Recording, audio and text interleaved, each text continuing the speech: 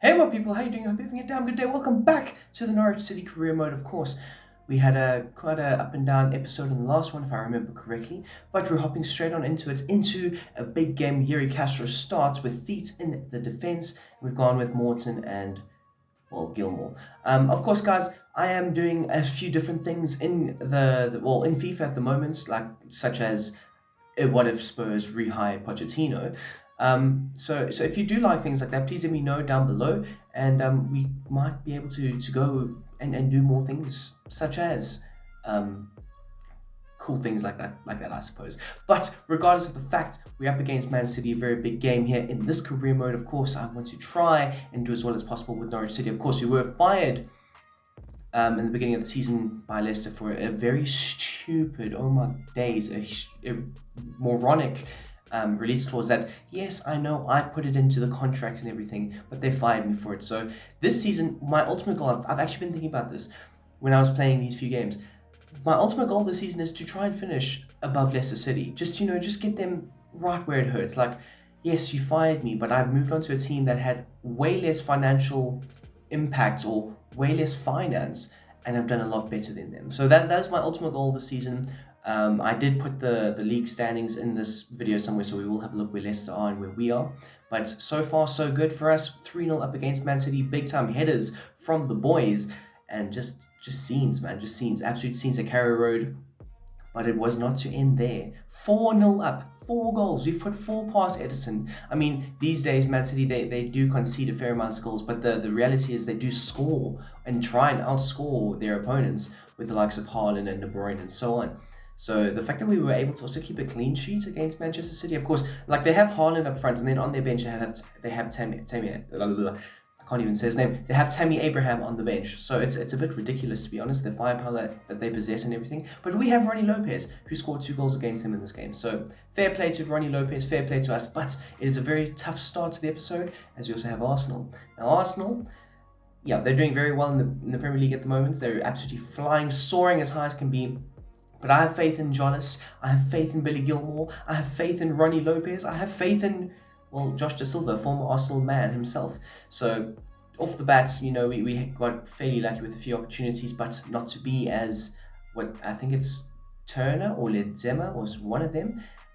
They kind of passed the ball straight out to Ronnie Lopez, who fires it straight past the man for a 1-0 lead. And I must say, guys, we started hitting some good form in this episode. You'll see, like, we pick up some big wins. I mean, Man City, now we're facing Arsenal. And we were very dominant against Arsenal, especially in the first half. They just, like, retreated a lot. They tried to soak up pressure and try to hit us on the break. But for some reason, our midfield and our 2 higher, more attacking midfielders, they were just so good at just maintaining the ball, rotating it beautifully, making sure that the Arsenal press, that is a very good press. I mean, in real life, we've seen, in the game, not so much, but it's still a really good press. We were able to just maintain the ball, soak up the pressure that the press put on us while we had the ball, and we were just able to just bang in goals left, right, and centre. Arsenal did get a bit lucky just before halftime, scoring 1 goal. Hot damn. Granit Xhaka popping up. Spare man at the back post. We haven't seen that before so many times. Oh my days. But as you can see there, we were fairly dominant. I mean, we had more possession, more shots, more expected goals, more passes. I would say we deserved our lead in that one. And a ball cannoning off the flippin' crossbar / woodwork, I would say. Probably the post. And Kama Billiards, he's there to tuck it home for a 3-1 lead. Very happy with that. Making a few changes though, because of course we don't have the biggest squad. We need to rotate as much as possible. We need to make sure that our boys stay fresh and fit and ready, because I'll tell you what, 1 injury to Jonas or 1 injury to Ronnie Lopez or a player like that, and you could probably say we're going to be struggling. You can probably say that. You know what? I would bet my house on us probably struggling. But Gabriel Martinelli comes up with a big time goal there, making it 3-2 on the day. And are we about to give up another damn near lead here? Is it about to be another 3-goal screamer? Well, yes, you could probably bet your house on it. And it just came back to haunt me, the substitutions I made, because I tried to go slightly defensive and it didn't work out. And as you can see there in that picture, Ethan Nwaria, whatever, I don't know, he's in this game because I did create him. So if you haven't seen that video, I do create players, for those of you who don't know, and I created him and he's now in the game. So if you would like to create him for your game, feel free to click on that video. The link will not be in the description. Just go scroll through my FIFA creation playlist. So yes, FIFA 22, he'll be there. But now we have a very big game against Aston Villa. Of course, I let you say every game is a big game. I don't know why, I don't know how, but Billy Gilmore, nonetheless, he knows it's a big game. It's Aston Villa, a very big club in terms of history and so on. And yeah, we had some good opportunities, but like I've said in the previous episodes, we score a lot of goals. It's a fact. Like, we're very much like Man City this season. We score a lot of goals, but we also concede goals, and we need to limit the chances that we give up to the opposition. And right now, 50 minutes gone by, 3-0 up. I think it's indeed Jollis at the back post. Bang, bang, bang. Billy Gilmore, he's had a game and a half. Like, he really played so well position-wise, everything. I mean, he scored a goal. He was very important in the third goal build-up.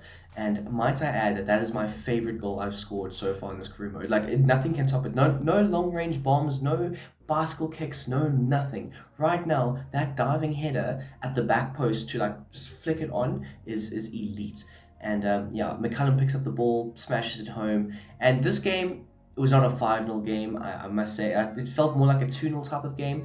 And mainly when our subs came on, they made a world of a difference, and it was really great to see how they managed to just deal with everything. Because I mean, right now it's 6-0, not even 70 minutes played on the clock. I mean, wow, fantastic. But we did end up simming it. I was like, nah, this game is so done. Simmed it, conceded 2 goals. So it is what it is. We'll move on though. Very happy with the results. 3 points. I mean, what's that? 7 points from our first 3 games when we played Man City, Arsenal, and an Aston Villa side that is somewhat a resurgent Aston Villa side these days. So yeah, I'll take 7 points from a possible 9. Are you crazy? I'll take those with both hands. So anyways, we move on though. We always move on. We move. Jamie Shackleton starts in the defense though with Castro and Theets. Castro and Theets is probably going to be our main paired centre backs for the rest of the season that our captain is out. So yeah, just get used to Castro and Theets being there. I do feel like though, slightly our attack is lacking. I do feel like we might need to try and somehow find money in January to try and sign somebody. I'll have to do some hectic scouting to do so. But in saying that, West Ham down 1-0. Thank you very much, Josh Da Silva. A free signing, by the way. Along with Ronnie Lopez. Like, you guys can find such great pieces to fit into your team and to just help your team, I don't know, just progress in the free agents market. Because, and it's a nice element that FIFA have added. I think they added it, could have been 2 or 3 years ago in those FIFAs, where it was a possibility that free agents and big name players can hit free agency, and it's a possibility that they'll be there for the upcoming season or however you want to put it. So yeah, huge game for Josh Da Silva. Great game for Mumba, who was elite, might I add. He was really good. And yeah, we managed to bag another 3 points, and what's that, a possible 10 from 12? That's insane. And now we have a very stubborn Brentford side who play a back 3 formation. They have wing backs bombing on. They play a very sturdy, structured lineup and formation. They do have danger men up front with, I think it's Mbuemo, and I think Ivan Toney's still playing at Brentford here, but I could be wrong. Normally Ivan Toney goes within like the first transfer window or the first season. But Romario Enrique is absolutely elite. I love him. Like, I don't know if I have said this. I might be repeating myself. Do forgive me if I am. Hitting the post there. Whew, thank goodness. But Romario Enrique really does remind me of Sergio Aguero. Like, just the way he plays, the fact that he's not like the biggest striker, but he makes his presence known. He's dominant for such a guy with a small structure and stature. And he just makes it known that he's going to score goals. And yeah, Brentford, like I said in the beginning of this game, they are stubborn and they take no for an answer, and they do end up getting a late equaliser. Where have we heard that story before? You do feel like all these late equalisers that we concede will come back and haunt us. Eventually, they have to. Like, there's no way of sugarcoating it or anything. Like, if we start giving up all these late leads, surely we're going to reap the harshness of it eventually. But it is what it is, man. And the team we last played in No, the team we last played against for Leicester City in the Premier League, that's what I'm trying to say here, I can't get the words out of my mouth, was Nottingham Forest, and we ended up drawing with them. I think it was 2-2. So immediately, right now, it's 2-0, 2-0 to the good, going in for a massive slide challenge. Could be a red card for Jean-Louis. Yeah, Morgan Gibbs-White, very good player, by the way. Might want to sign him in the future, depending on how things go, but he gets absolutely clattered and taken out. Demetrius, this is not allowed, bro, come on. But yeah, he's their danger man, and to be honest, if you can just get rid of him in a game, it's tickets. It's like how teams try and manage Wilfred Zaha, because he's such an elite and talented player that he can make the difference. And if you get in his head and make him frustrated and agitated, he doesn't play a good game. So that's what I was trying to do here with Morgan Gibbs-White. And as you can see, they did manage to get an equalizer, but not before, not an equalizer, a goal, but not before Enrique popping up with a third goal for us. Happy days, making some changes. Jonathan Rowe coming on. I do like this guy. He is so special, so talented, and he could be one for a very big future for Nottingham Forest, for Norwich City. I don't know. But as you can see there, after just coming on the field, man smashes it home. What am I doing? I am being exposed right now. But Josh Da Silva is the one that actually smashes it home for the fourth goal, killing the game completely. I feel like whenever we hit that fourth goal though, yeah, game's done, game's over, it's done, it's finished. But Romario Enrique, fantastic player. Of course, press always asking me about him. He's elite, he's lit, he's everything you want to describe him as. He is great. And you do feel like in the summer, or maybe even in January, although it's a bit close because we did just sign him, he will go for a big fee. So, I kind of want to try and keep this as realistic as possible. So if a Man City or a Man United or whoever do come in for him, I would imagine I'd have to let him go. So it makes sense, but it would be quite harsh. And Jonathan Rowe, by the way, is scoring an absolute banger. I don't know how that happened. It looked like it just floated in and over Edison. But yeah, there wasn't much highlights to show in that half, apart from that absolute stunner from Jonathan Rowe, who gets a rare start for me. And as you can see in that first half, we were somewhat the more dominant side. But in the second, Manchester City turned on the absolute finesse knots. And yeah, they actually were quite good in that second half, creating chances, but just lacking the finishing touch, the final ability to just put the ball in the back of the net. Making a few changes though, and we had to bring on Springington or Springett, or however you want to pronounce it. Yeah, I think he's a 59 overall player. So it just shows you, Man City are bringing on the likes of £100 million Jack Grealish, and we have to bring on Springett. Yeah, guys, this season has been incredibly amazing and grueling, and I've enjoyed it. Don't get me wrong, I really have. But in saying that, it is such a struggle to see the likes of Tammy Abraham coming on in the 90th minute to try and score off of one opportunity. So yeah, we've had to defend for our lives at times. We've had to remain so compact. We've had to just try and sit back and counter attack.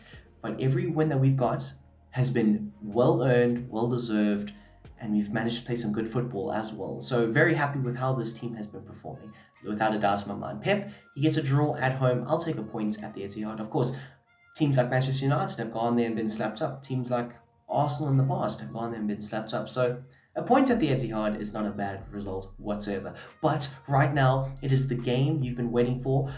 Fully healthy captain, don't get me wrong. He's back. He's ready to slap cheeks, create chances, block off Jamie Vardy, hopefully. Because obviously we're playing against Leicester City. So multiple storylines in this game, let alone the return of our captain, of course starting at back three, and playing against my former team in Leicester City. So, of course, we get off to a great start. It's Jolis, of course. Literally, Jolis or Romario Enrique are the ones that have gotten me through to this point this season. Of course, it's a team game and everything, but you need goals to win games, and that's why strikers are paid the most money in world football. And right now, we're not playing the best, we're not playing well. Leicester City have remained the better side, but we have that one goal, that one very important factor in a football game, the thing that decides football games, a goal. So very happy with that, and as you can see, they're winning the ball back in the defense and then just passing it around ever so slightly. You can see the evolution of the team. When we first played them, we were shipping goals left, right, and center, and now we're absolutely composed as can be, and Mumba with an absolute stunner and a half to absolutely stun Leicester City. I mean, did you see the ball movement at the back though? Just passing it around, calm, composed, right back, right wing back, however you want to call it, runs up, gets the ball, great opportunity, smashes it, top bins FC, strikes yet again. But I must be honest, this was a game where our fullbacks delighted me. I was absolutely thrilled with the way the fullbacks performed. And the left fullback, or the other fullback, the left fullback, Jean-Louis, pops up with a goal and to make it 3-0. Happy as can be, 3-0, 3 points against Leicester City.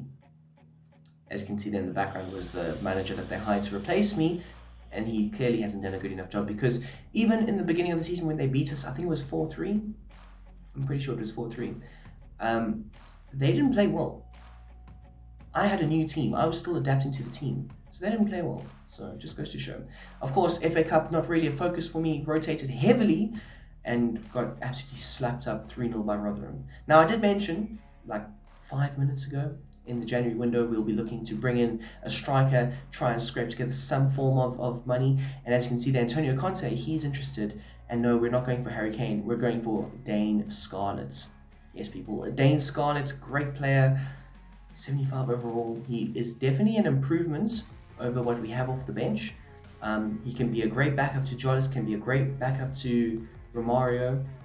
And maybe it allows for us to slightly alter the formation. I don't know, but you guys will have to find out what we do. But yeah, great player though, really good player. He's got a good potential as well. I think he can grow to like an 82, 83 overall. And obviously with dynamic potentials and stuff, he can definitely exceed that. But this kid is going to be amazing for us. We're giving him the number 14 shirt. I don't know if that shirt has any significance in Norwich City's history or anything of the sort, but I'm very excited to use him. We get an A for the deal, thank goodness. But that's pretty much all the transfer business that we can do. I will have a look at the free agent market. I'm pretty sure you will see it in this episode. We might find a good free agent, but I won't mention too much at all. You'll see he could be a great one for the future.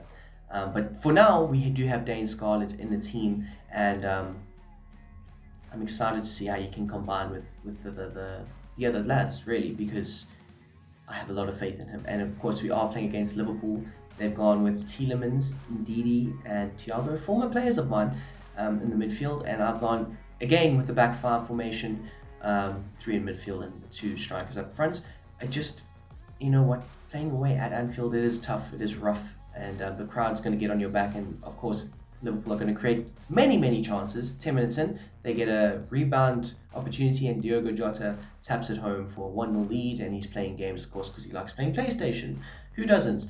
But yeah, we weren't really up for it in this one, and Bulka was actually quite elite, making saves left, right, and centre, and we were pretty much at 6s and 7s, and it did kind of make me realize at the later stages of this game that maybe the back five formation doesn't work all the time. I mean, it was elite against Leicester City, but that was because we were able to just exploit their lack of ability down the channels, and the left-hand side and the right-hand side and so on, the bylines as well, and just fire balls across the face of goal and so on. But yeah, against Liverpool, an elite pressing team, a mentality monster-esque team where they just take no for an answer all the time. They don't take no for an answer all the time. It's yeah, the back five, there's just not enough attacking outlet for us to be a challenge for them, and it does allow them to just sit in our half and just pile on so much pressure. Bulka again with an elite save, but I think it was ruled out to be offside. So yeah, it is what it is. And Alexander Barr, a great player by the way. If you haven't signed him, or if you don't know anything about him, in career mode he's elite. I think he plays for Benfica or something. His first season he's not available because he just moved there. Really good right back. It's like a low-key thing. I would love Manchester United to sign him in real life. But anyway, point being, he's coming on the field now for Trent Alexander-Arnold. It just shows you the pure quality that they have off their bench, and that's something I'm complaining about a lot, the lack of quality that we have, because yeah, in a game like this, I would imagine that if I had a bench, it could have been altered and been way better for me anyway, because who doesn't have a good player off the bench that they can bring on to change the game? Anyway, but Tete Amos, found him in free agency. I think the young Ghanaian, I think he's 19 or 20. I think he could have a massive potential. So we will be seeing some of him as the career mode progresses, but he should be an elite talent to behold. So yeah, smash the like button just for Tete Amos, and smash the like button for Dane Scarlett. I mean, hot damn. You haven't seen much of him, I know. He did come on against Liverpool, didn't really do much, but we have a game here against Southampton, 1-0 up, very happy, I don't know. Southampton, of course, in real life, not doing very well, but they have picked up a few big wins. So who knows? Maybe they can turn their season around. And an absolute banging cross. I forget what the cross is called. But anyway, great cross nonetheless. And Dane Scarlett, he has the ball here, gets past Salisu and smashes it home for his first goal for Norwich City at Carrow Road. And I love the celebration. It's like bang, bang, bang, hallelujah, teammates for life. Those four. Great. Tyler Mawson just getting involved there. Yeah, but 2-1 up. I can't remember exactly how Southampton scored. I don't actually remember why I didn't put that goal in the highlights. So yeah, it is what it is. And they do manage to find a late equalizer or an equalizer with 20 minutes or so to go. And yeah, we probably should have had this game buried, done, sealed, delivered. But of course, we have these elements of us where we just decide to throw games away. But the fight was there, Jonas was there, making it 3-2 on the day. Are we going to concede a late equalizer? Well, don't hold your breath, because we actually might. Or you can hold your breath and click the like button on this video, but I wouldn't hold my breath if I was you. As they smash it, absolutely obliterate the back of the net. And of course, it had to be Kelechi Iheanacho, the man who haunts me in my dreams. So yeah, not great, not elite, but a 3-3 draw yet again. We'll take the points. And yeah, there was a player that I really liked at Newcastle. Very young, very raw, great talent, centre-back, of course. I think his name is Connor McConnell. What a name. Like, his parents clearly don't love him. Yes, Connor McConnell. 2 million value. Yeah, I think he could be a great player to build with.